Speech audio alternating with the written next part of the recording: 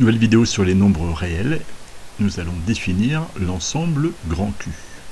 Donc on va poser sa définition, on va dire que l'ensemble des nombres rationnels, et en fait on va l'appeler grand Q avec une double barre verticale, et en fait il va être défini par l'ensemble de tous les nombres qui peuvent s'écrire sous la forme A sur B, avec A qui appartient à un grand Z, donc un entier relatif, et B un Z étoile, c'est-à-dire un entier relatif non nul. Donc vraiment tous les nombres qui peuvent se mettre comme le quotient d'un entier par un entier non nul, tous les nombres qui peuvent se mettre sous forme de fraction. Alors on va faire quelques remarques avant de rentrer plus en détail dans cet ensemble-là. La fraction A sur B, avec toujours le nombre B non nul, on dira qu'elle est irréductible, vous devez connaître ce mot-là, lorsque le numérateur et le dénominateur n'ont pas de facteur commun, autre évidemment que 1 ou moins 1 éventuellement.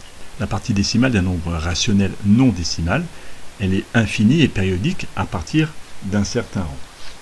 C'est-à-dire que le nombre 1/2, qui appartient clairement à l'ensemble grand Q, c'est bien un nombre en écriture fractionnaire, il peut se mettre sous forme décimale et il s'écrira 0,5.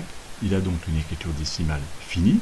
Il appartient, ce nombre-là appartient à D, puisque 0,5 est un décimal, mais il appartient aussi à l'ensemble grand Q, puisqu'il s'écrit sous la forme 1/2.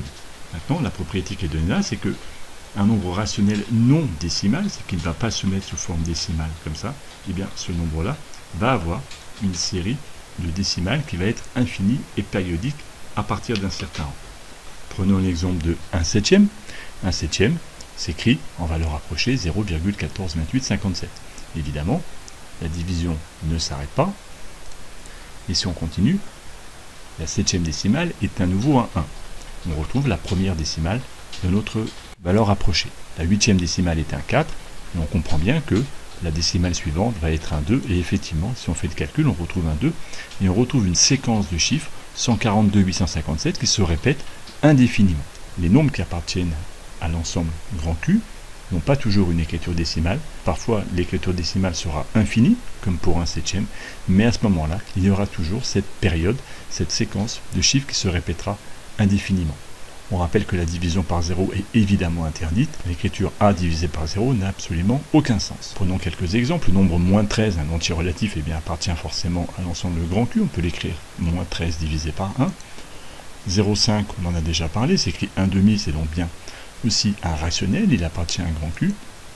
-1/3 ne pose évidemment pas de problème, c'est bien un rationnel.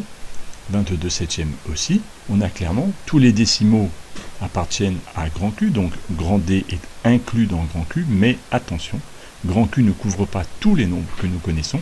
Le nombre pi, par exemple, n'appartient pas à grand Q, de même que racine carrée de 2.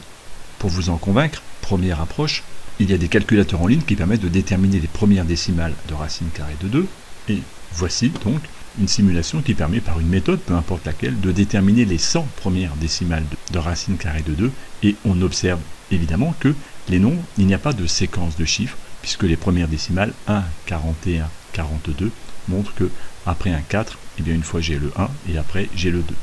Donc déjà par sa construction décimale, on observe que racine carrée de 2 ne vérifie pas les mêmes propriétés que 1/7, puisqu'il n'y a pas de séquence de chiffres qui se répètent, et voilà, sur les 100 premières décimales qui apparaissent, on ne voit rien apparaître comme séquence. On pourrait continuer comme ça indéfiniment. Il n'y a aucune séquence de chiffres qui se répète. Ce nombre-là n'est donc pas un rationnel. En disant ça, nous n'avons pas vraiment effectué une démonstration, mais une observation. La démonstration que racine carrée de 2 est un nombre irrationnel est traitée dans une vidéo à part. C'est une démonstration fondamentale qu'on vous demande d'avoir observée. Pour terminer l'ensemble de ces vidéos sur tous les ensembles qui constituent grand R, les nombres les plus simples sont les nombres entiers, 0, 15 ou 2 au cube qui vaut 8, qui sont les entiers naturels dans grand N. On peut y rajouter après les entiers relatifs dans grand Z, -1, -12, -3, l'opposé de 3 puissance 4. Viennent après les nombres décimaux, -0,475, les nombres avec une écriture finie sous forme décimale. Ensuite, l'ensemble que nous venons de voir, grand Q, les nombres en écriture fractionnaire, mais il reste encore des nombres qui ne sont pas dans grand Q. Racine carrée de 2, pi, il y en a beaucoup de ces nombres-là. Ces nombres-là n'étant pas des rationnels, on les appelle des irrationnels. Cette série de vidéos est terminée.